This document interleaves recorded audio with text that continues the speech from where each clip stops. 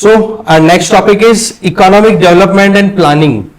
ठीक है, इसमें हम देखेंगे इंडिया के जो मेजर सेक्टर्स है इकोनॉमी के, जिनमें primary sector, secondary sector, then tertiary sector, जिसमें ट्रेड ट्रांसपोर्टेशन ये सब आ जाता है। तो इन सारी चीजों को हम डिफाइन करेंगे, अंडरस्टैंड करेंगे। देखो, एक इकोनॉमी के डेवलपमेंट में हम जब भी उस इकोनॉमी में जो एक्टिविटीज होती है उनको अंडरस्टैंड करते हैं, तो उन इकोनॉमिक एक्टिविटीज की कुछ नेचर होती है, और उस नेचर की वजह से हम उन इकोनॉमिक एक्टिविटीज को ग्रुप्स में डिवाइड कर देते हैं। ठीक है, मान लो कोई इकोनॉमिक एक्टिविटी ऐसी है जिसमें कि वो सीधा नेचुरल जो प्रोसेसेस हैं उनसे कनेक्टेड है, या फिर नेचर से कुछ ना कुछ मटेरियल एक्वायर किया जा रहा है, तो उस केस में आप उसको सीधा डालोगे प्राइमरी सेक्टर में। और उसी मटेरियल को अगर आप प्रोसेस करके किसी इंडस्ट्री में कोई फिनिश्ड गुड बना रहे हो, तो उस इंडस्ट्री को आप डाल दोगे manufacturing, that means secondary sector में। और एक मटेरियल को दूसरी जगह लेके जाना, ट्रांसपोर्टेशन, उसका स्टोरेज करना, वो सारी चीजें एक सर्विस सेक्टर में आ जाएंगी। ठीक है, जिसको आप टर्शियरी सेक्टर में भी क्लासिफाई कर सकते हो। ठीक है, तो इस तरीके से नेचर ऑफ इकोनॉमिक एक्टिविटी, इसके बेसिस पे हम इकोनॉमिक एक्टिविटीज को यहां पर क्लासिफाई करेंगे। सबसे पहली चीज तो हम बात करेंगे सेक्टर्स ऑफ इंडियन इकोनॉमी। देखो, ये चीज मैंने आपको बता दी कि इकोनॉमिक एक्टिविटीज में क्या एक्टिविटीज परफॉर्म की जा रही है। कुछ बेसिक क्राइटेरियाज लेकर के उन इकोनॉमिक एक्टिविटीज को आप ग्रुप में डिवाइड कर दोगे, और उन ग्रुप्स को आप क्या बोल देते हो, उन्हीं ग्रुप्स को हम बोल देते हैं इकोनॉमी के डिफरेंट डिफरेंट सेक्टर्स। ठीक है, जिनमें से आप यहां पर देख सकते हो कि सबसे पहले हम बात करेंगे प्राइमरी सेक्टर। अब देखो, प्राइमरी सेक्टर कैसे हुआ। देखो, सबसे पहले जब भी इकोनॉमिक एक्टिविटीज करनी शुरू की ना इंसान ने, वो सबसे पहली चीज ही थी नेचर से रिलेटेड। इसीलिए उन एक्टिविटीज को जो सबसे पहले की गई इकोनॉमिकली, उनको हम बोल देंगे नेचुरल एक्टिविटी, या फिर हम बोलेंगे प्राइमरी एक्टिविटी। ठीक है, इसके अलावा ये तो हो गया, देखो नेचर के हिसाब से क्लासिफिकेशन की काम करने का क्या तरीका है। इसके अलावा ऑनरशिप के बेसिस पे भी आप सेक्टर्स को डिवाइड कर सकते हो, private sector and government sector, ownership के बेसिस पे। इसी के अलावा वर्किंग कंडीशन के हिसाब से भी आप सेक्टर्स को क्लासिफाई कर सकते हो, ऑर्गेनाइज्ड एंड अनऑर्गेनाइज्ड सेक्टर में। ठीक है, और नेचर एंड एक्टिविटी ये तो आपको पता ही है, प्राइमरी, सेकेंडरी एंड टर्शियरी। तो हमारा अभी प्राइम फोकस है, that is related to primary sector. देखो, जब सिविलाइजेशन शुरू हुआ था, इवन हम बात करते हैं इंडस वैली सिविलाइजेशन, तो इंडस वैली सिविलाइजेशन में जो भी एक्टिविटीज थी, वहां पर आपने अगर मोहनजोदाड़ो ऋतिक रोशन की मूवी देखी है तो आपको यह पता होगा कि जो भी वहां पर एक्टिविटीज हो रही थी उनमें सीधा नेचर से कनेक्शन था, या नेचुरल रिसोर्सेज को एक्सेस किया जा रहा था। तो इस वजह से वो जो एक्टिविटी जो नेचर से एसोसिएटेड होती है, उन्हीं को हम प्राइमरी सेक्टर एक्टिविटीज में कंसीडर करते हैं, जैसे कि फूड प्रोडक्शन हो गया, ठीक है, एग्रीकल्चर हो गया, एनिमल हस्बेंड्री हो गई, फिशरी हो गई, ये सब कुछ। फिर जैसे जैसे टाइम बीतता है, फूड प्रोडक्शन थोड़ा सरप्लस में होने लग गया। अब इसका मतलब क्या हो गया कि एक ह्यूमन को कंटिन्यूअसली पूरे साल केवल फूड के लिए मारा मारा नहीं फिरना पड़ रहा था। अब उसके पास में स्टॉक में फूड अवेलेबल हो गया, अब टाइम बच रहा है, तो उसने फिर कुछ एडिशनल एक्टिविटीज शुरू की। और वो एडिशनल एक्टिविटीज क्या थी, जो नेचुरल रिसोर्सेज अवेलेबल थे ना, उन नेचुरल रिसोर्सेज को ही अब यूज करना था। ठीक है, तो उस केस में अब आप क्या करोगे, उन नेचुरल रिसोर्सेज को प्रोसेस करोगे, और प्रोसेस करने की जो एक सेगमेंट होती है किसी भी इकोनॉमी में, उसी को आप इंडस्ट्रियल सेक्टर या सेकेंडरी सेक्टर बोल देते हो। और इसकी शुरुआत कब होती है, जब इंडस्ट्रियलाइजेशन पीक पे आ जाता है। ठीक है, जब इंडस्ट्रियलाइजेशन पीक पे आता है, जिसमें आप देखते हो इंडस्ट्रियल रेवोल्यूशन, जिसकी शुरुआत हुई थी 1750s के बाद से, और जिसका पीक माना जाता है 19th सेंचुरी, 1801 टू 1900। इस टाइम पे इकोनॉमिक एक्टिविटीज जो थी उनमें मेजर इंडस्ट्रियलाइजेशन पे फोकस किया गया। इसी को हमने बोल दिया सेकेंडरी सेक्टर। अब क्या है कि प्राइमरी सेक्टर हो गया, सेकेंडरी सेक्टर हो गया। अब ये सेक्टर इंडिपेंडेंटली काम नहीं करते हैं। इन सेक्टर्स को काम करने के लिए सपोर्टिव सिस्टम की भी जरूरत पड़ती है। जैसे मान लो कि आपके खेत में वीट है, उसका प्रोडक्शन हो गया। अब वीट के प्रोडक्शन को आप, ऐसे तो है नहीं कि हाँ जी केवल वीट प्रोडक्शन हो गया यहीं पे काम हो गया। अब आपको एपीएमसी मंडीज, वहां पर जाना पड़ेगा। मंडियों में जाकर के बेचने के लिए आपको ट्रैक्टर, ट्रॉली, ट्रक, इनकी जरूरत पड़ेगी। तो इस केस में आपको यहां पर कुछ सपोर्टिव सिस्टम की जरूरत पड़ेगी, जिसको हम बोलते हैं लॉजिस्टिक्स। वो जो लॉजिस्टिक्स का या सपोर्टिव सिस्टम है, उसमें जो आप काम करते हो, वो सारी एक्टिविटीज हम किस में डाल देंगे, वो एक्टिविटीज आ जाती है टर्शियरी सेक्टर में, या फिर आप कह सकते हो सर्विस सेक्टर। ठीक है, तो इस केस में इंडस्ट्रियल एक्टिविटीज को प्रमोट करने में सर्विस सेक्टर का बहुत बड़ा रोल है। आज एक प्रोडक्ट असम में मान लो, सॉरी गुजरात में प्रोडक्शन हो रहा है जिसका, और राजस्थान में उसकी डिमांड है, तो वो राजस्थान तक कैसे पहुंचेगा? सप्लाई चेन वहां पर प्रॉपर मेंटेन होनी चाहिए कि गुजरात का प्रोडक्ट मटेरियल है वो ट्रेन में ओवरलोड करके और फिर बाद में राजस्थान में फिर होलसेलर के थ्रू रिटेलर तक पहुंचेगा। तो ये सारा काम ट्रेड का हो रहा है, ट्रांसपोर्टेशन का हो रहा है, कम्युनिकेशन का हो रहा है। These all are considered as tertiary sector activities. ठीक है, तो ये हमारे लिए इंपॉर्टेंट पॉइंट थे जिन्हें हमें देखना था। इसके आगे हमारे लिए इंपॉर्टेंट चीज आ जाती है कि इन चीजों को एक बार क्लासिफिकेशन पॉइंट ऑफ व्यू से देखें तो आप देख सकते हो नेचर ऑफ एक्टिविटी के हिसाब से प्राइमरी, सेकेंडरी, टर्शियरी, क्वार्टरनरी और क्वीनरी अभी समझाऊंगा। इसके अलावा वर्क कंडीशन, काम करने के लिए आपकी कैसी परिस्थितियां हैं। दो तरीके की एक्टिविटीज हो गई ऑर्गेनाइज्ड, ऐसी एक्टिविटीज जहां पर गवर्नमेंट के रेगुलेशंस माने जाते हैं। नंबर 1, जहां पर 10 या 10 से ज्यादा लोग काम करते हैं। ठीक है, जहां पर पेड लीव मिलती है, इंश्योरेंस मिलता है, बहुत सारे बेनिफिट्स मिलते हैं, छुट्टियां भी मिलती हैं, तो छुट्टियों में ऐसी प्रॉब्लम नहीं होती कि उनकी सैलरी कटेगी। ठीक है, मतलब एक ओवरऑल एक अच्छा काम जिसको आप बोलते हो कि एक अच्छी खासी रोटी कमाने का जो तरीका होता है, राइट, वो ऑर्गेनाइज्ड हो गया। जबकि अनऑर्गेनाइज सेक्टर में ना तो कोई गवर्नमेंट के रेगुलेशन होते हैं, जिनमें 10 से कम लोग काम करते हैं, जिनके पास में पेड लीव अवेलेबल नहीं है, हेल्थ इंश्योरेंस अवेलेबल नहीं है, लाइफ इंश्योरेंस अवेलेबल नहीं है, वो लोग, फॉर एग्जाम्पल स्ट्रीट वेंडर्स।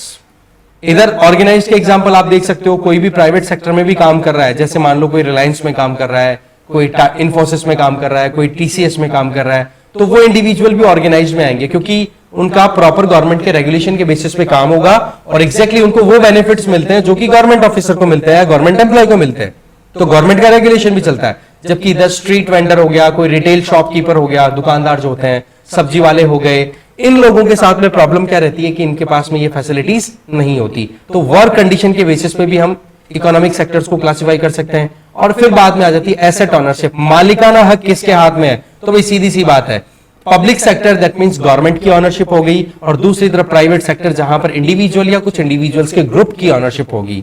तो ये हो गया।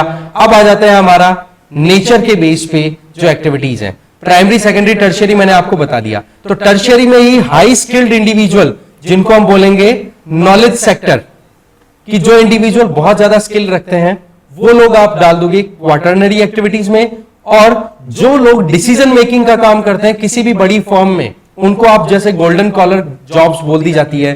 जैसे मानो किसी कंपनी का सीईओ है, चीफ एग्जीक्यूटिव ऑफिसर, तो वो इंडिविजुअल डिसीजन मेकिंग का काम करेगा, तो वो आप उसकी एक्टिविटी किसमें डालोगे? आप क्वीनरी एक्टिविटीज में। तो इस तरीके से इकोनॉमिक सेक्टर्स को हम क्लासिफाई कर सकते हैं। तो ऐसे में हमारा फर्स्ट टारगेट जो है दैट इज प्राइमरी सेक्टर। देखो प्राइमरी सेक्टर का मैं ऑलरेडी बता चुका हूं, नेचुरल रिसोर्सेज से लेन देन होता है, इसमें agriculture, mining, fishing, forestry, dairy, ये सब आ जाते हैं। इसके अलावा यहां पर आप देख सकते हो कि आप दूसरे जो भी प्रोडक्ट यूज कर रहे हो, उन प्रोडक्ट के लिए बेस का काम करते हैं। यहां पर प्राइमरी सेक्टर में जो भी काम होता है ना, चाहे वो मिट्टी से लेकर के, माइनिंग से लेकर के, फिशिंग से लेकर के, एग्रीकल्चरल प्रोडक्शन तक, वो सारी की सारी वो एक्टिविटीज होती है जो कि आने वाली जो फर्दर एक्टिविटीज है, फॉर एग्जांपल सेकेंडरी सेक्टर की एक्टिविटीज, उनके लिए बेस का काम करती है। और जो लोग प्राइमरी सेक्टर में इन्वॉल्व होते हैं, काम करते हैं, उन लोगों को रेड कॉलर वर्कर्स भी बोल दिया जाता है। तो ये कुछ इंपॉर्टेंट फीचर्स थे प्राइमरी सेक्टर के। नेक्स्ट आ जाता है सेकेंडरी सेक्टर। देखो सेकेंडरी सेक्टर में मेनली हम इंडस्ट्रीज की बात करते हैं। इसमें क्या होता है कि जो हमने नेचुरली मटेरियल एक्वायर किया है, कुछ चीज मतलब एक्वायर की है, गेन की है, उसको हम क्या करेंगे? प्रोसेस करेंगे। और प्रोसेस करने का जो मेथड है वो ही इंडस्ट्रीज का काम हो गया, इसलिए इसको क्या बोल देंगे? नंबर 2 एक्टिविटी, इसलिए इसको बोल दिया सेकेंडरी, क्योंकि प्राइमरी वो होगी तो इसके बाद में दूसरा इंडस्ट्रियल काम हो गया। जैसे कॉटन से कॉटन फैब्रिक बना करके, और कॉटन फैब्रिक से फिर अल्टीमेटली आप कपड़े बना करके पहनते हो, राइट। इसी तरीके से गुड्स का मैन्युफैक्चरिंग करना, जिसमें raw material, for example iron and steel smelting या आयरन स्टील इंडस्ट्री की बात करो, तो रॉ मटेरियल आपने कहां से गेन किया? नेचर से। प्रोसेस किया, मैन्युफैक्चरिंग कर दी, और उसके बाद में बड़े बड़े मकान भी बनते हैं, ठीक है, सरिये बना करके, जो रॉड, स्टील रॉड यूज होती है। यूटेंसिल्स भी यूज करते हैं हम घरों में, जिस तरीके से स्टील प्रोडक्शन होता है। राइट। तो इंडस्ट्रियल सेक्टर के नाम से भी इसको जाना जाता है, और इस सेक्टर में इन्वॉल्व जो भी वर्कर्स होते हैं उनको क्या बोला जाएगा, blue collar workers, right.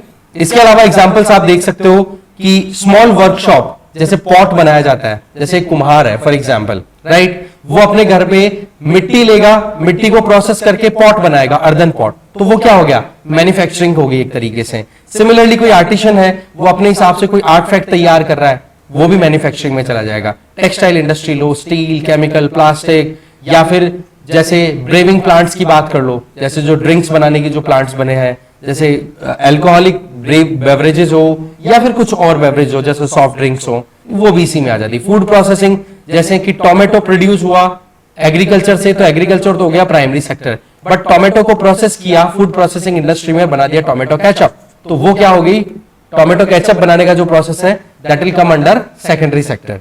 Oil refinery है, वो भी सेकेंडरी सेक्टर के अंडर आ जाती है। तो ये हो गया हमारा सेकेंडरी सेक्टर।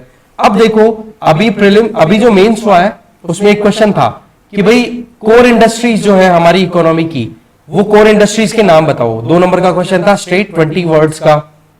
तो इसका आंसर देखो सिंपल सा है, हमारे यहां पर टोटल 8 कोर इंडस्ट्रीज हैं जिनके नाम है यहां पर देख सकते हो। Electricity, number 2 steel, number 3 refinery product, number 4 crude oil, number 5 coal, number 6 cement, number 7 natural gas, then fertiliser. तो ये नाम लिखने थे, 2 में से 2 नंबर आ गए जिसने भी ये नाम लिख दिए।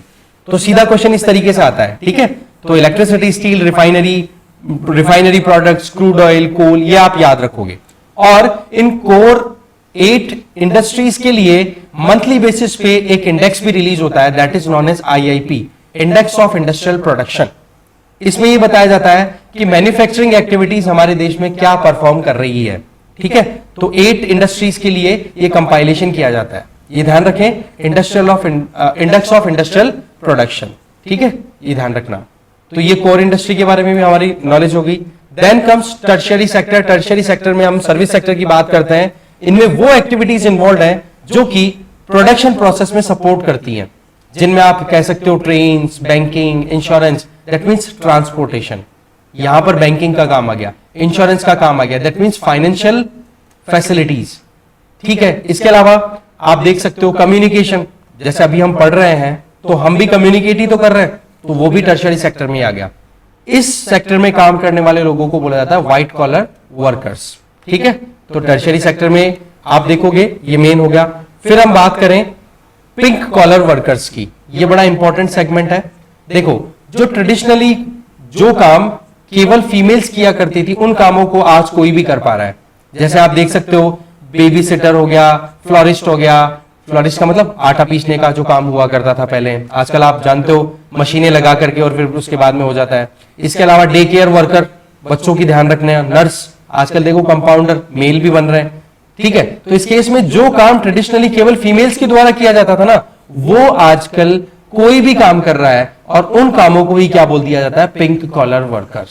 उन कामों को करने वाले इंडिविजुअल को ही पिंक कॉलर वर्कर बोल दिया जाता है। इसमें देखो time to time proper training देने की जरूरत होती है। जैसे सर्विस सेक्टर में टाइम टू टाइम अपग्रेडेशन के लिए ट्रेनिंग दी जाती है, ठीक है। जैसे सॉफ्टवेयर इंजीनियर है, कोई नया सॉफ्टवेयर बनाना है और नया सॉफ्टवेयर भी बनाया जाएगा, तो नया कोई प्लेटफॉर्म यूज किया जा रहा है, तो उस केस में उनको प्रॉपर टाइम पे ट्रेनिंग देनी जरूरी होती है, राइट। सिमिलरली टीचर्स हैं, तो आज की जो एजुकेशन सिस्टम है, जैसे हम बात करें नेशनल एजुकेशन पॉलिसी ऑफ 2020, उस पॉलिसी के हिसाब से जिस तरीके से अभी यूजीसी ने करंट अफेयर अगर आप फॉलो कर रहे हो तो आप अटैच्ड हो, मैं जो भी बातें बोलूंगा आप उनसे कनेक्ट कर पाओगे खुद को।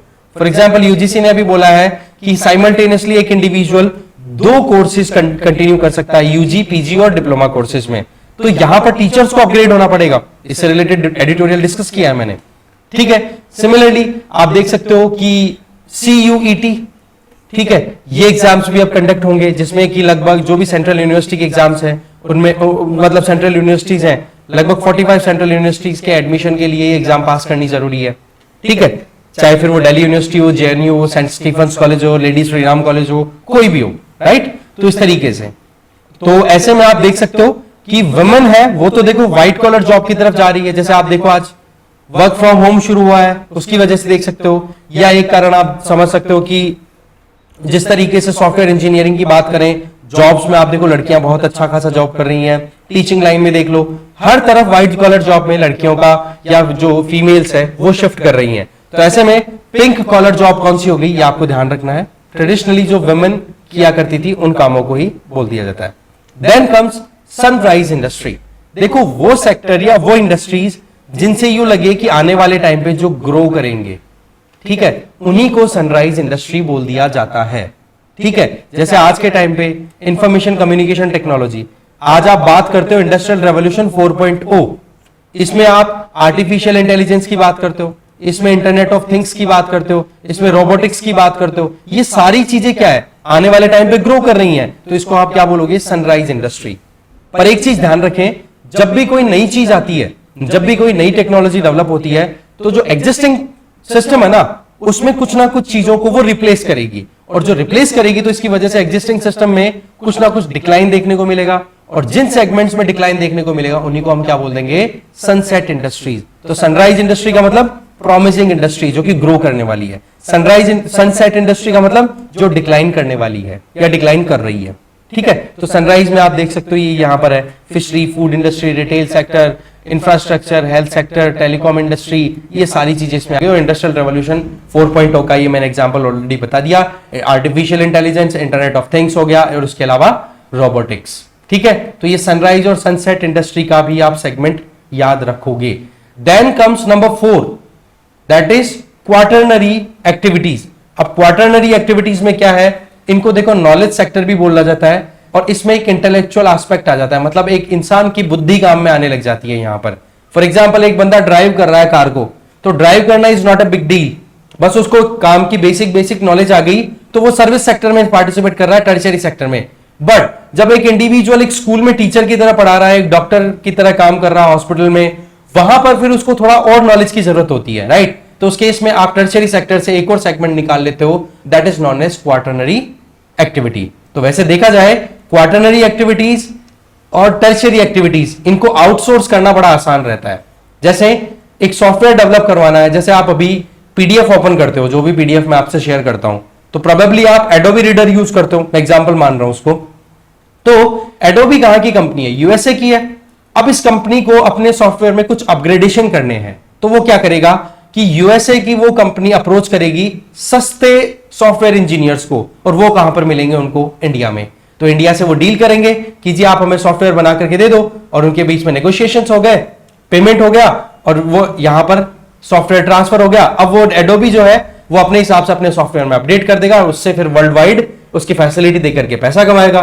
तो ये तरीका काम हो गया। तो इसमें क्या हुआ, काम एडोबी का है, पर एडोबी ने करवाया किससे, इंडिया में बैठे लोगों से। तो आउटसोर्सिंग हुई कि नहीं, इसी को आउटसोर्सिंग बोलते हैं, दूसरे को काम दे देना, राइट। तो ये क्वार्टरनरी और टर्शियरी दोनों सेक्टर्स में पॉसिबल है, ये आप ध्यान रखें। Then comes quinary activities. Quinary activities में टॉप लेवल डिसीजन मेकर्स आ जाते हैं, चाहे वो कोई इंडस्ट्री हो, चाहे कॉमर्शियल फर्म हो, या कोई एजुकेशन सेक्टर हो। जैसे आप देखते हो जो गवर्नमेंट ऑफिशियल्स है, जो पॉलिसी फॉर्मुलेट करते हैं, आईएएस लेवल के जो इंडिविजुअल्स हैं वो, इसके अलावा जो सीनियर बिजनेस एग्जीक्यूटिव है, जैसे सीईओज होते हैं, या कोई साइंटिस्ट है जो रिसर्च कंडक्ट कर रहे हैं, जिनकी रिसर्च के बेसिस पे कुछ नया काम होने वाला है, राइट। तो वो लोग आ जाते हैं गोल्डन कॉलर जॉब्स में। ठीक है, ये आप ध्यान रखोगे, ये क्लासिफिकेशन बेस्ड कई बार क्वेश्चन पूछ लिए जाते हैं। खैर, हमारा जो मेन कंटेक्स्ट है, अभी तक आपको बेसिक्स समझाने का था, वो बेसिक्स जैसे क्लियर होते हैं तो हमारा जो मेन टॉपिक है हमारे सिलेबस के according, that is agriculture. Topic का नाम है major sectors of economy in India, या फिर इंडियन इकोनॉमी। उसमें कॉन्सेप्ट पूछा गया है, उसमें अभी करंट स्टेटस पूछा गया है, इश्यूज पूछे हैं, चैलेंजेस को कैसे हैंडल किया जा रहा है, प्लानिंग के बारे में बताया जा रहा है, पूछा गया है, जिसमें एग्रीकल्चर है, इंडस्ट्री है, देन कम्स टर्शियरी, टर्शियरी में ट्रेड भी आ जाता है। तो इन चीजों को हम वन बाय वन देखेंगे। तो फर्स्ट टॉपिक हमारा आ गया एग्रीकल्चर। बात ऐसी है कि हमारे यहां पर एग्रीकल्चर शुरुआत से होती आई है, और आज भी इंडिया एक एग्रेरियन स्टेट है। दैट मींस यहां पर ज्यादातर लोग एग्रीकल्चरल प्रैक्टिसेस पे डिपेंडेंट है, राइट। इसके अलावा हमारे लिए एग्रीकल्चर के लिए बारे में पढ़ना इसलिए जरूरी है कि आज भी हमारे देश में 50% के लगभग लोग अपनी लाइवलीहुड के लिए डिपेंडेंट किस पे हैं, एग्रीकल्चर पे। ठीक है, जीडीपी की बात करें तो हमारा जो ग्रोस डोमेस्टिक प्रोडक्ट है, उसमें एग्रीकल्चर का जो कंट्रीब्यूशन है, बेशक टाइम के साथ साथ में गिरा है, पर अभी भी अच्छा खासा कंट्रीब्यूशन है। अगर हम जीडीपी में कंट्रीब्यूशन देखें तो एग्रीकल्चर का 15 to 70% के बीच में वेरी करता है, और जीवीए ग्रोस वैल्यू एडेड के हिसाब से देखें तो एग्रीकल्चर कितना अकाउंट रखता है, 100% अगर जीवीए है पूरे देश के अगला ओवरऑल, तो उसका 18.8%, ये लेटेस्ट जो इकोनॉमिक सर्वे है 2021-22 का, उसका डेटा बता रहा हूं मैं आपको, ठीक है ना। तो नोट करते चले जाना, या फिर आपको मैं पीडीएफ शेयर कर दूंगा तो लोड लेने की वैसे जरूरत है नहीं। तो जीवीए ग्रोस वैल्यू एडेड में एग्रीकल्चर का कितना कंट्रीब्यूशन है, 18.8%। देखो जीडीपी में तो आप क्या करते हो, ओवरऑल पूरी इकोनॉमी के बारे में आप स्टडी करते हो। जीवीए में क्या किया जाता है, सेक्टर वाइज स्टडी करना पॉसिबल हो पाता है। जैसे कि हमने अभी देखा एग्रीकल्चर, या फिर आप कह सकते हो primary sector, secondary sector, tertiary sector, basic 3 sectors हो जाते हैं। इन तीनों सेक्टर्स में हम अभी बात कर रहे हैं प्राइमरी सेक्टर की। तो प्राइमरी सेक्टर में कितना कंट्रीब्यूशन रहा है एग्रीकल्चर और उसके अलाइड एक्टिविटीज। अलाइड में क्या क्या आ जाती है, एग्रीकल्चर खुद, फिशरी आ गई, फॉरेस्ट्री आ गई, डेयरी फार्मिंग आ गई, वो सब कुछ इसमें इंक्लूड हो गया। तो ऐसे में जीवीए जो है ग्रोस वैल्यू एडेड, उसमें 18.8% कंट्रीब्यूशन होता है किसका, एग्रीकल्चर एंड अलाइड सेक्टर का 2021-22 के फाइनेंशियल ईयर में। अगर हम देखें इकोनॉमिक सर्वे के हिसाब से, हमारे यहां पर एग्रीकल्चरल एक्टिविटीज को प्रमोट करना और उन फार्मर्स को प्रोटेक्शन देना, उनको प्रमोट करना, उसके लिए देखो department of agriculture and corporation काम करता है। किसके अंडर में, मिनिस्ट्री ऑफ एग्रीकल्चर, ठीक है। और इसके अलावा जैसे डेयरी फार्मिंग है, डेयरी फार्मिंग को प्रमोट करने के लिए नेशनल डेयरी डेवलपमेंट बोर्ड है, वो काम करता है। तो ओवरऑल बात क्या गई कि हमारे यहां पर गवर्नमेंट के द्वारा एग्जीक्यूटिव बॉडीज या स्टैट्यूटरी बॉडीज भी स्टैब्लिश्ड हैं जो कि एग्रीकल्चरल प्रैक्टिसेस को प्रमोट करने का काम करती हैं। तो ऐसे में एग्रीकल्चर की अगर हम मोटी मोटी बात करें तो हमारी इकोनॉमी में क्या कंट्रीब्यूशन है उसको थोड़ा हम समझते हैं। Again this is from economic survey of 2021 and 22, मतलब लेटेस्ट है, ये ध्यान रखें आप। तो सबसे पहली चीज तो आप ये समझ लो कि जीवीए और जीडीपी में रिलेशन क्या है। देखो अगर आप सब्सिडीज को जीडीपी में ऐड कर दो और टैक्सेस को माइनस कर दो तो जीवीए आ जाएगा। सिंपल सी बात है। टैक्स भी कौन से, प्रोडक्ट टैक्स। जैसे अगर आप वीट की कैलकुलेट करो तो वीट का जीवीए अलग से निकल जाएगा। सेक्टर वाइज देखो तो वहां पर भी आप देख सकते हो। तो ओवरऑल बात क्या गई, GDP is equals to GVA plus taxes on product minus subsidies on product. इस तरीके से आप जीवीए और जीडीपी के रिलेशन को देख सकते हो। GVA is equals to this one और GDP is equals to this one, बस इतना सा फर्क है।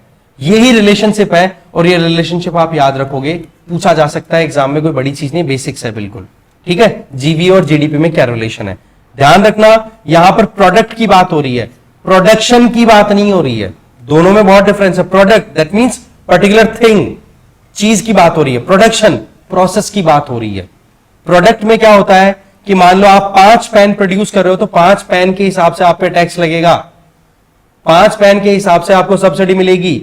अगर 15 पेन प्रोड्यूस कर रहे हो तो 15 के ऊपर लगेगा।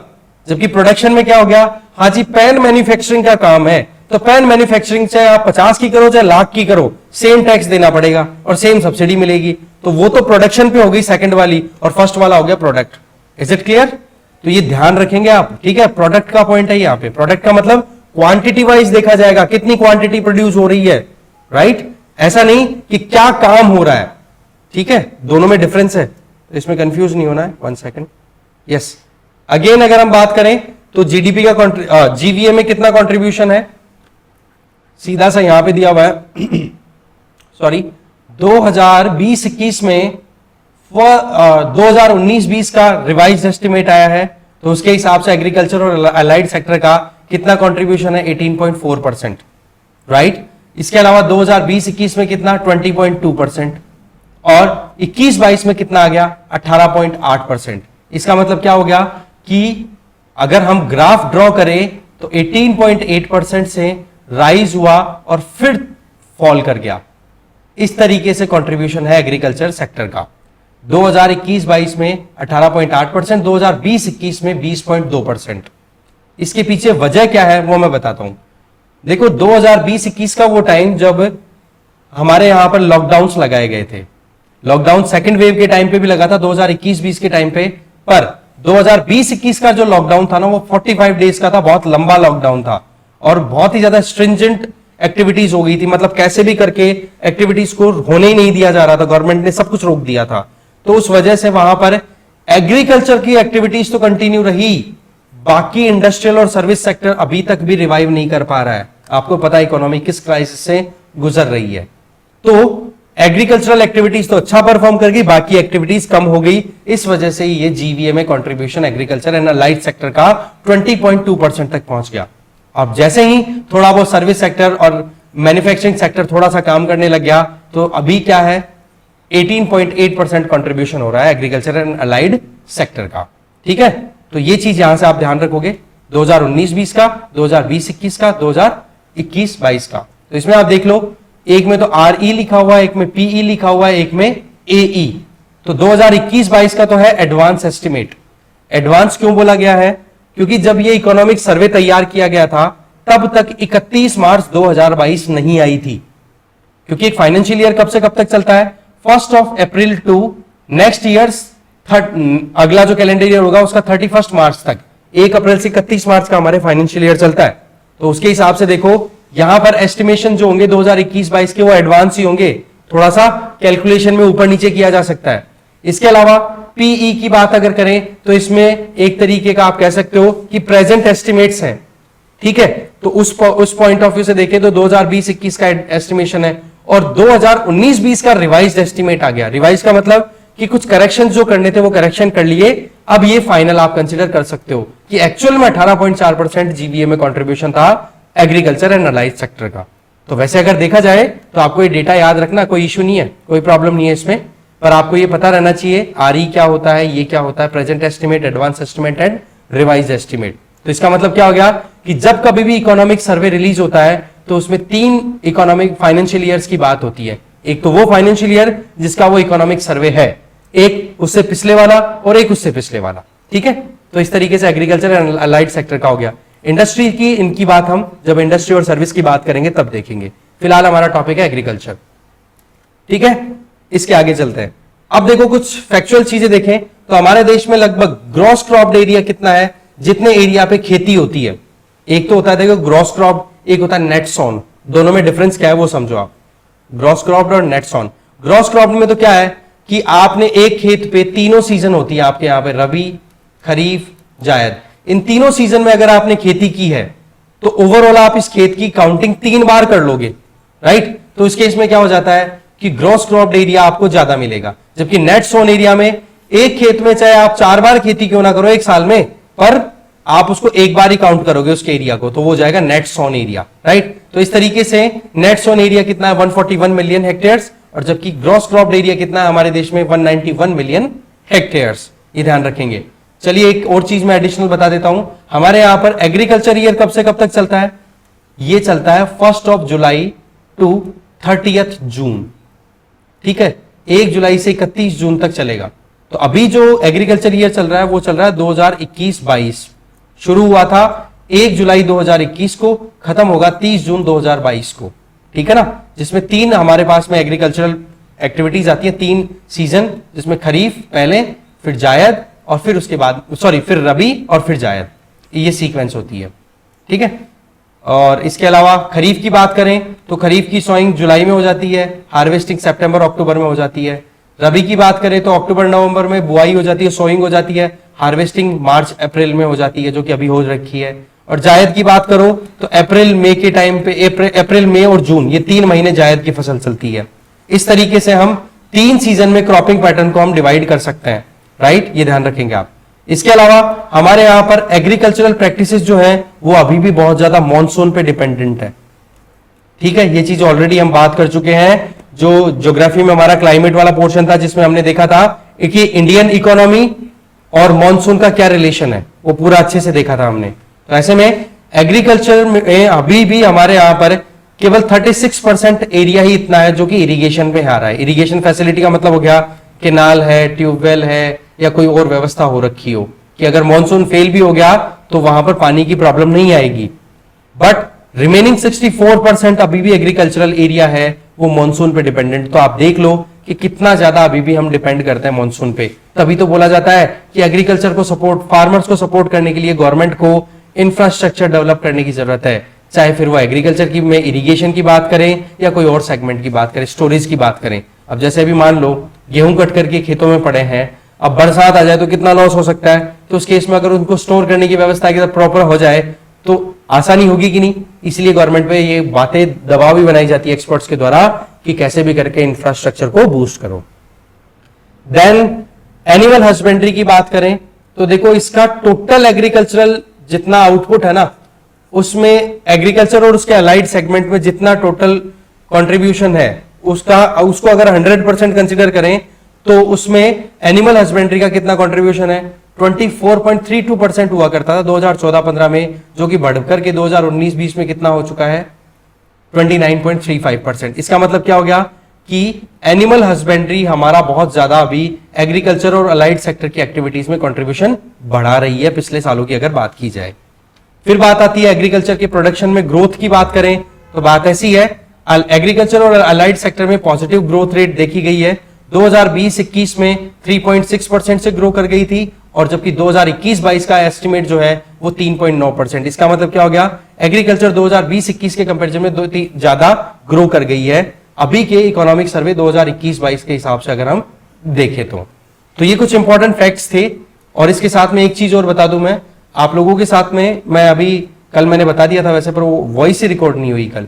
विजन आईएएस का आपको मैं इकोनॉमिक सर्वे की समरी दूंगा, ठीक है, 2021-22 की, और उसमें जो टॉपिक्स मैं बताऊंगा वो टॉपिक्स आपको पढ़ लेने हैं।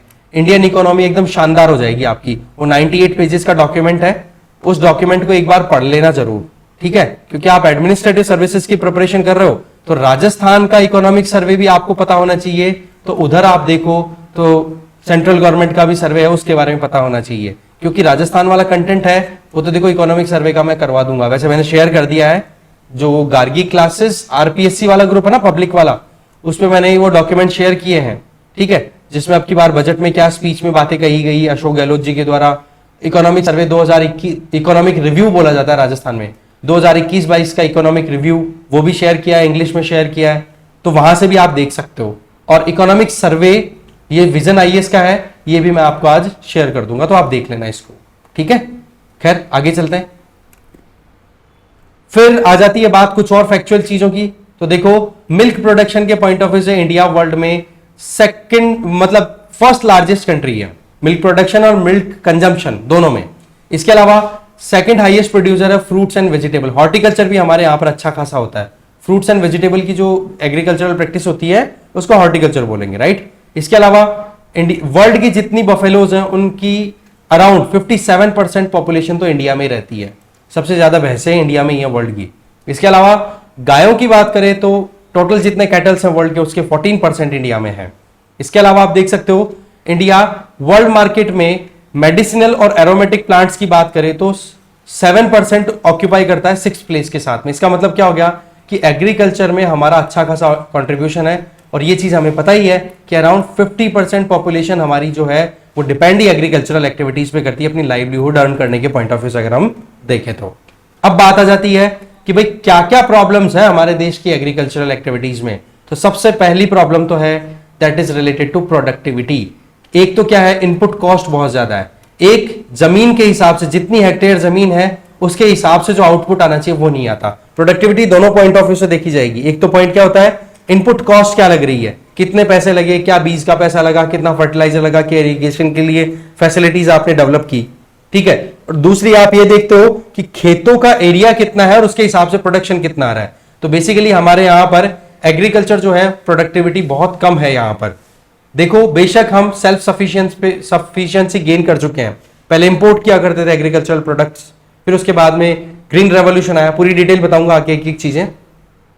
फिर हम इंपोर्ट किया करते थे, इंपोर्ट के बाद में सेल्फ सफिशिएंसी की तरफ गए, मतलब खुद का पेट खुद से भरने लग गए, और आज हम एक्सपोर्ट भी करते हैं। पर जब प्रोडक्टिविटी की बात आती है ना तो Brazil, United states, France, China, इनके कंपैरिजन में हमारे यहां पर प्रोडक्टिविटी अभी भी बहुत कम है। जैसे कि वीट की प्रोडक्शन की बात करें तो per hectare per year wheat का जो प्रोडक्शन है वो फ्रांस के कंपैरिजन में हमारे यहां पर कम होता है।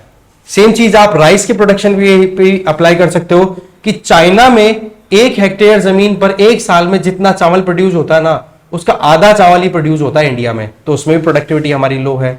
इसके अलावा फैक्टर प्रोडक्टिविटी, फैक्टर का मतलब क्या हो गया, जो इनपुट कॉस्ट होती है, ठीक है, जिसमें हम बात करते हैं फर्टिलाइजर्स की, इरिगेशन फैसिलिटीज की या फिर इलेक्ट्रिसिटी की, जो कुछ भी हमने इनपुट लगाया उसमें हमें रिटर्न कितना मिलता है 2%, जबकि चाइना में कितना मिलता है 6%। तो ऐसे में यहां पर भी हमारी फैक्टर प्रोडक्टिविटी है वो भी कम जा रही है। तो इस पॉइंट ऑफ व्यू से ये इश्यूज हैं और इनके लिए गवर्नमेंट पे लगातार दबाव बनाए जाते हैं कि जी ढंग का काम करो, इंफ्रास्ट्रक्चर डेवलप करो, तब जाके प्रॉब्लम सॉर्ट आउट होगी। तो प्रोडक्टिविटी चैलेंजेस को हम अलग अलग सेगमेंट्स में डिवाइड करके देख सकते हैं। Number 1, farm holding. भाई सीधी सी बात है, एक बाप की 10 एकड़ की जमीन थी पर उस बाप के 6 बेटे थे और 6 बेटों ने बाप की मौत के बाद में डिवाइड कर लिया। छोटे छोटे टुकड़े हुए कि नहीं, फ्रेगमेंटेशन हुआ कि नहीं, तो इस वजह से क्या हो गया, साइज बहुत छोटी हो गई। अब छोटे छोटे खेतों पे अगर फार्मर्स खेती करेंगे तो वो कैसे प्रोडक्टिविटी ला पाएंगे, आप खुद सोचो। ठीक है। दूसरा, इरिगेशन फैसिलिटी हमारे यहां पर अभी भी प्रॉपर नहीं है, अभी भी हम किस पे डिपेंडेंट है, मॉनसून पे। और इरिगेशन जहां पर भी डेवलप हुआ है वहां पर वाटर रिसोर्सेज की कमी है। इवन वाटर टेबल है वो भी लगातार डिक्लाइन कर रहा है ज्यादा इरिगेशन की वजह से। Water table, ground water table है वो लगातार नीचे चलता चला जा रहा है। मॉनसून की बात ऑलरेडी हमने करी ली। सब्सिडी, गवर्नमेंट जो सब्सिडी देती है मेनली जैसे फर्टिलाइजर, और मेन हम बात करो यूरिया पे, फर्टिलाइजर्स, ये सब्सिडीज वाला सेगमेंट हम ऑलरेडी कवर कर चुके हैं, तो आपको ज्यादा समझ में आना चाहिए मुझे लगता है। तो यूरिया की सब्सिडी गवर्नमेंट अच्छी खासी देती है ना, तो उस केस में क्या होता है, फार्मर्स अपनी एग्रीकल्चरल प्रैक्टिसेस में यूरिया पे बहुत ज्यादा रिलाई करते हैं, जबकि उनके खेत की जो सॉइल है उसकी डिमांड अगर फास्फोरस की या पोटाश की है ना, तो भी फिर वो यूरिया ही डाल देंगे। तो इस केस में क्या होता है, बहुत ज्यादा एक्सेस फर्टिलाइजर्स के एप्लीकेशन की वजह से सॉइल की क्वालिटी बिगड़ जाती है। दूसरा, गवर्नमेंट ने 1990 से लेकर अभी तक देखे ना 2006-7 तक लगभग सब्सिडीज को बहुत हद तक बढ़ा दिया है। ठीक है ना, लगभग 8 गुना फर्टिलाइजर्स की सब्सिडी बढ़ चुकी है अभी तक अगर हम देखें तो। इसके अलावा कोल्ड स्टोरेज और फूड प्रोसेसिंग फैसिलिटी हमारे यहां पर अभी भी बहुत कम है। अनाज सड़ता रहता है, सब्जियां प्रोडक्शन के बाद में बहुत खराब हो जाती है, फ्रूट सड़ जाते हैं, उनके स्टोरेज की फैसिलिटी प्रॉपर डेवलप नहीं कर रखी। जैसे कि यहां पे बता रखा है कि अगर हम देखें यहां पर फ्रूट्स एंड वेजिटेबल, जितने फ्रूट्स एंड वेजिटेबल एक बार हार्वेस्ट कर लिए, काट लिए, उनको स्टोर ना करने की व्यवस्था होने की वजह से अराउंड 30% जो लॉसेज हैं वो हो जाते हैं। इसके अलावा फूड प्रोसेसिंग इंडस्ट्री, भाई अगर टोमेटो आपके पास में एक्सेस में प्रोड्यूस हो गए तो उन टोमेटोज को प्रोसेस करवा करके प्रिजर्वेटिव्स डाल करके लॉन्ग लाइफ दी जा सकती है, उनको टोमेटो केचप बनाया जा सकता है, ठीक है, जैम्स बनाए जा सकते हैं, जिससे कि फिर बाद में आगे फिर डिमांड जैसे जैसे बढ़े तो उसके हिसाब से सप्लाई दे सको, पर उन चीजों की अभी हमारे यहां पर कमी है। इसके अलावा क्रॉप पैटर्न, इतना ज्यादा हमारे यहां पर क्रॉप पैटर्न बिगड़ा हुआ है जिसमें एमएसपी का बड़ा इंपॉर्टेंट रोल आता है। गवर्नमेंट जिन क्रॉप्स के लिए एमएसपी डिक्लेयर करती है ना, उन्हीं पे ज्यादा फोकस करते हैं फार्मर्स, क्योंकि गवर्नमेंट का ध्यान रहता है ज्यादा राइस और व्हीट पे, क्योंकि हम ऑलरेडी पीडीएस सिस्टम के बारे में बात कर चुके हैं, पब्लिक डिस्ट्रीब्यूशन सिस्टम। तो उसमें गवर्नमेंट ये देखती है कि लोगों को हमें पेट भर खाना देना है, तो उस केस में वो उसी पे डिपेंडेंसी रखती है। तो इस केस में क्या प्रॉब्लम आ जाती है फिर कि लोग, फार्मर्स को ये पक्का हो जाता है कि राइस और व्हीट की एग्रीकल्चर करेंगे ना, इनकी प्रोडक्शन करेंगे तो ही गवर्नमेंट हमें पैसा देगी। तो इसमें फिर क्या हो जाता है, वो back to back rice, wheat या राइस की 3-3 क्रॉप्स एक साथ कर लेते हैं एक साल में। तो उस वजह से क्या हो गया, सॉइल में बहुत ज्यादा फर्टिलिटी की कमी आती है। इसके अलावा फर्टिलाइजर्स का मिसयूज और सॉइल न्यूट्रिएंट का डिक्लाइन करना, ये भी एक बहुत बड़ा इश्यू है इंडिया में। ठीक है, सॉइल सैलिनाइजेशन, पंजाब और हरियाणा में ओवर इरिगेशन के चलते वहां की मिट्टी है वो सॉल्टी हो रही है। दैट मीन्स वहां की मिट्टी बेसिक होती चली जा रही है, जो कि एग्रीकल्चरल प्रैक्टिसेस के लिए बिल्कुल भी ठीक नहीं है। ठीक है, तो प्रोडक्टिविटी वाला हमने देख लिया और कुछ और सेगमेंट देख लिए। इसके आगे poor penetration of forward and backward linkages in agriculture, ये भी एक प्रॉब्लम है। भाई सीधी सी बात है कि हमारे यहां पर आपको पता है फार्मर्स हैं वो स्मॉल लेवल पे काम करते हैं, स्मॉल एंड मार्जिनल फार्मर्स, जिनके पास में 2 हेक्टेयर या उससे कम की जमीन अवेलेबल होती है। तो वो फार्मर्स अपने एग्रीकल्चरल प्रैक्टिसेस इतनी अच्छे से नहीं कर पाती हैं, तो उनको जरूरी होती है कि वो उनको अवेयरनेस ज्यादा से ज्यादा आए, वो कोलैबोरेशन में मिलके फिर काम करें। ठीक है, फार्मर्स के जो सेल्फ हेल्प ग्रुप हैं वो बनाए जाएं, फार्मर्स के ग्रुप बनाए जाएं, जिससे कि फिर वो अगर मार्केट में जाते हैं तो जो भी इनपुट लेके आए, फॉर एग्जाम्पल सीड, फर्टिलाइजर, वो सस्ते में बार्गेन करके लेके आ सकते हैं, और जो भी उनका प्रोडक्शन है उसको बेचने के लिए जब मार्केट में जाए तो अच्छे से अच्छे दामों में वो बेच सके। पर वही चीज है कि प्रॉपर लिंकेजेस अभी हमारे यहां पर है नहीं, इसकी वजह से भी बहुत ज्यादा नुकसान होता है एग्रीकल्चर में। Then comes agriculture price policy, MSP, और जो एमएसपी वाला मुद्दा है वो ऑलरेडी हम डिस्कस कर चुके हैं, फिर से हम इलेबोरेटली डिस्कस नहीं करेंगे इस चीज को कि कैसे commission of agriculture cost and price, CACP है, वो प्राइस कैलकुलेट करता है, फिर एमएसपी डिक्लेयर की जाती है गवर्नमेंट के द्वारा, वो सारी चीजें हम ऑलरेडी देख चुके हैं। इसके अलावा हमारी एग्रीकल्चर के सामने चैलेंज, लगातार वाटर टेबल गिरता चला जा रहा है, मतलब ग्राउंड वाटर में कमी आ रही है, हर बार कुएं की गहराई बढ़ानी पड़ रही है, ट्यूबवेल की गहराई बढ़ानी पड़ रही है। तो ऐसा लगता है भाई, साथ में उधार लेने के लिए जब जाना पड़े तो वहां पर बैंकों के पास में तो प्रॉब्लम आ रही है, बैंक तो जल्दी से लोन देते नहीं है, और देते भी हैं तो बहुत कुछ डॉक्यूमेंटेशन करवा करके। तो ऐसे में फार्मर मजबूरन किसके पास जाएंगे? मनी लेंडर के पास में। तो क्रेडिट भी क्या है, महंगा मिलता है। मार्केट सिस्टम, जिस तरीके से बिचौलियों का रोल आता है, मंडी में ले जाता है, तब तो पैसा मेहनत की फार्मर ने, उसके प्रोडक्ट को बेचा जा रहा है मंडी में, पर फायदा उठाया जा रहा है जो इंटरमीडियरीज हैं, जो बिचौलिए हैं, दलाल है, उनके द्वारा। तो इसकी वजह से भी प्रॉब्लम आती है। या फिर एक फार्मर सीधा एक प्राइवेट सेक्टर कंपनी के साथ डील करना चाहे तो फार्मर को यह डर लगता है कि मेरा फायदा ना उठा ले कहीं, तो ये मार्केट डिस्टॉर्शन भी एक कहीं ना कहीं इशू है।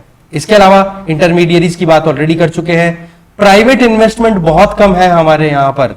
नई टेक्नोलॉजी लाना, ये सारी चीजें कौन लाता है भाई? प्राइवेट सेक्टर ही कर सकता है, और प्राइवेट सेक्टर इतना एनकरेज फील करता नहीं है। वैसे गवर्नमेंट ने 3 फार्म लॉज इंट्रोड्यूस किए थे, जैसे आपको पता है ना, फार्मर्स जिस तरीके से रोड पे आए थे, फार्मर्स ने प्रोटेस्ट किया था, उस प्रेशर में आकर के फिर गवर्नमेंट ने उन फार्म लॉज को विड्रॉ ही कर लिया। ठीक है, उसमें कॉन्ट्रैक्ट फार्मिंग को प्रमोट करने की बात की थी, प्राइवेट सेक्टर के साथ सीधी डील करने की बात की थी, इस तरीके के सेगमेंट्स को, और बहुत सारे एक्सपर्ट्स ने उसको बहुत ज्यादा प्रमोट किया था। पर वही चीज है, अल्टीमेटली फिर इस चीज को रोक दिया गया। इसके आगे अगर हम देखें तो फिर बाद में आ जाती है कि इंटरनेशनल स्टैंडर्ड वाले हमारे प्रोडक्ट नहीं होते हैं तो एक्सपोर्ट नहीं कर पाते हैं। जैसे आपने कभी सुना हो कि हमारे यहां से अल्फांसो या हापुस, जिसको हम बोलते हैं हमारी लोकल लैंग्वेज में हापुस आम, उनको एक्सपोर्ट हम करते हैं कहां पे? यूरोप में। और यूरोपियन कंट्रीज क्या कहते हैं कि भाई फाइटोसैनिटरी स्टैंडर्ड्स को फॉलो नहीं किया जाता इंडिया में, इसका मतलब कि हाइजीन का ध्यान नहीं रखा जाता, इसलिए उन्होंने फिर अल्फांसो जो ये मैंगो था ना, इस पे बैन ही लगा दिया कि हम इसको इंपोर्ट नहीं करेंगे। तो इस तरीके से भी प्रॉब्लम आती है। प्रॉपर रिसर्च नहीं होती, नए सीड कैसे बनाए जाएं, या फिर आप कह सकते हो कि जी कम पानी की व्यवस्था पर भी अच्छी एग्रीकल्चरल प्रोडक्शन हो, ऐसी फैसिलिटीज डेवलप करने में अभी तक भी इतना ज्यादा इन्वेस्टमेंट नहीं हो रहा। इसलिए बार बार कहा जाता है कि रिसर्च एंड डेवलपमेंट ज्यादा से ज्यादा करवाओ, जिससे कि हमें लॉन्ग टर्म में बेनिफिट हो। कम पानी, drought resistant, climate resilient agricultural practices हम फॉलो कर सके। क्रॉप पैटर्न, ये मैं आपको बता ही चुका हूं। वाटर गजलिंग, मतलब ज्यादा पानी कंज्यूम करने वाली एग्रीकल्चरल प्रैक्टिसेस पे ज्यादा रिलाई किया जा रहा है। क्यों? क्योंकि गवर्नमेंट क्या खरीद रही है? राइस और व्हीट, और फार्मर्स को ये कॉन्फिडेंस रहता है कि सरकार जो खरीदे वही काम करो, तो फिर वो राइस की बैक टू बैक एग्रीकल्चर करते हैं। जबकि पंजाब, हरियाणा और वेस्टर्न यूपी, यहां पर ट्रेडिशनली राइस की क्रॉपिंग नहीं रही है इतनी ज्यादा जितनी कि आज होती है। ठीक है, तो क्रॉपिंग पैटर्न भी कहीं ना कहीं प्रॉब्लम क्रिएट कर रहा है। इसके आगे अगर देखें तो हमारे यहां पर प्रॉब्लम किसकी है? ये चीज हम ऑलरेडी देख चुके हैं, लैंड साइज की। ठीक है, ऑपरेशनल हैंडलिंग, मतलब खेतों की संख्या वो लगातार बढ़ती चली जा रही है। अब खेतों की संख्या कब बढ़ेगी? जब उनके टुकड़े हो जाएंगे। ठीक है, तो land fragmentation, land holding size है वो 1.2 हेक्टेयर से घटकर के 1.08 हेक्टेयर पे तो आ चुकी है। अब आप देख लो कि कितनी ज्यादा प्रॉब्लम हो रही है। ये ज्यादा ड्यूरेशन नहीं है, ये लगभग 15 से 20 साल के ड्यूरेशन में इतना कुछ हुआ है। ठीक है, साथ में जब फार्मर्स की लैंड होल्डिंग साइज छोटी हो जाती है तो उनको मजबूरन फिर बाद में अपने खेतों को बेचना पड़ता है। इसकी वजह से फिर उनकी जो एक सोल लाइवलीहुड अर्न करने का जो मेथड है या बेसिस है वो भी नहीं होता। इवन जब उनके खेत से कुछ प्रोड्यूस हो रहा है तो उसको जो मंडियों में ले जाया जाएगा, उसको हम बोलते हैं एपीएमसी मंडीज, इन मंडियों में ले जाकर के बेचने के लिए लेके जाएगा तो उसको ट्रॉली करनी पड़ती है, ट्रॉली में भी उसके नुकसान हो जाता है। ठीक है, इसके अलावा फिर उनको फिर मजबूरन सस्ते में या फिर जो भी रेट पे बिके, चलो कोई भी खरीद लो, ले लो रे यार, इतने से अनाज को मैं ले जाकर के मंडी में बेचूंगा तो क्या बिकेगा। इसके अलावा मॉडर्न टेक्नोलॉजी एक्सेसिबिलिटी नहीं है, वही बात आगे रिसर्च एंड डेवलपमेंट है, वो हमारे यहां पर इतनी ज्यादा हो नहीं रही है। तो ये कुछ चैलेंजेस हैं जो कि हमारी इकोनॉमी को बहुत ज्यादा हर्ट कर रहे हैं अगर एग्रीकल्चर पॉइंट ऑफ व्यू से देखें। एग्रीकल्चर में एक बड़ा इंपॉर्टेंट चैलेंज है, दैट इज कि हमारे यहां पर हिडन अनएम्प्लॉयमेंट है, हिडन अनएम्प्लॉयमेंट है या डिस्गाइज्ड अनएम्प्लॉयमेंट है। इसमें क्या होता है कि एक पर्टिकुलर टास्क, कोई भी काम है, इकोनॉमिक एक्टिविटी, उसमें मान लो 15 जने काम कर रहे हैं, उन 15 में से 5 को हटा दिया, बच गए कितने? 10। अब बात यह आ रही है कि जब 15 जने काम करते थे तो भी आउटपुट वही आ रहा था जो कि अभी 10 कर रहे हैं, तो इसका मतलब 5 जने क्या हो गए, दिखने में तो रोजगार पे हैं, वो काम तो कर रहे हैं, बट एक्चुअल में उनकी एक्टिविटीज का आउटपुट पे कोई फर्क नहीं पड़ा। इसको बोलते हैं हिडन अनएम्प्लॉयमेंट। ये इंडिया के एग्रीकल्चरल सेक्टर में बहुत ज्यादा देखने को मिलती है। आप खुद देख सकते हो कि एक खेत में फैमिली के सारे मेंबर्स लग जाते हैं, जबकि प्रोडक्शन में कोई डिफरेंस नहीं आता। अगर हम एग्रीकल्चर में लेबर सेक्टर, लेबर की बात करें तो आज भी हमारे देश की जो लेबर फोर्स है उसका 45%, अराउंड 50% का पहले बोला था, एक्यूरेट यहां पर है 45% वर्कफोर्स का हिस्सा जो है वो किस में पार्टिसिपेट कर रहा है? एग्री सेक्टर में। इसके अलावा लेबर की बात करें तो 2011 सेंसस में, आज तो चलो 2022 में आ गए तो 45 होगी, 2011 में तो 55% थे। तो आप खुद देख सकते हो 50% के लगभग हमारे यहां पर लोग अभी भी किस पे डिपेंडेंट है? एग्रीकल्चरल प्रैक्टिसेस पे। साथ में लेबर्स को, जो एग्रीकल्चर में लेबर होते हैं, जिनको खेतीहर मजदूर भी बोलते हैं, उन मजदूरों के लिए प्रॉपर हमारे यहां पर लॉज भी अवेलेबल नहीं है, पॉलिसी सपोर्ट भी अवेलेबल नहीं है। इसकी वजह से भी उनको प्रॉब्लम होती है। इवन बेनिफिट्स भी ज्यादातर किसको होते हैं? जो मालिक होता है जमीन को। जैसे एक सिंपल सी बात बताएं कि गवर्नमेंट एमएसपी डिक्लेयर कर रही है, सब्सिडी दे रही है, ये किसको मिलेगा? जिसकी उस पर्टिकुलर फार्म पे ऑनरशिप है। खेत के हिसाब से तो मिलेगा ना फायदा, तो वो ऑनरशिप जिसको है वो तो ऑनरशिप तो बड़ा कोई जमींदार होगा, तो ऐसे में वहां पर जो लेबरर्स जा रही है उनको तो कोई फायदा नहीं हुआ ना। फायदा किसको मिल गया? जो लैंड ऑनर है।